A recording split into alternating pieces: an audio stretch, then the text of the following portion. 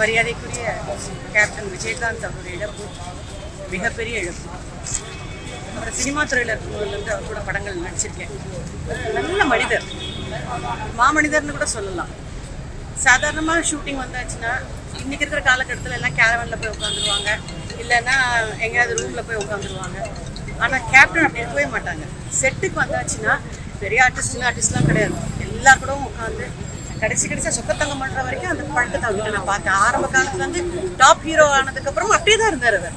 எல்லாரையும் கூட உட்காந்து கலகலன்னு பேசி, அதே மாதிரி சாப்பாடு விஷயத்துலையும் அப்படி தான். போனோன்னா சாப்பிட்டீங்களான்னு கேட்பார். எங்களை மட்டும் இல்லை, ஆர்டிஸ்ட்டை மட்டும் இல்லை, டெக்னீஷியன்ஸ் அப்படி கவனிப்பார்.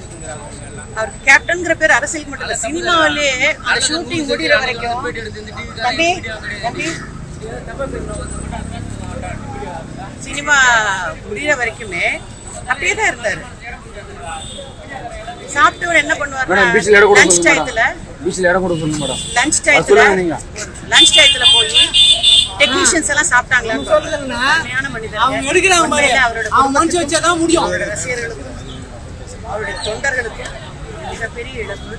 இல்லாமல் இறைவன் அம்மா சாத்தியா பீச்சில் எல்லாம் நல்ல மனிதரே இன்னைக்கு இழந்து நிற்கும். அதுதான் உண்மை.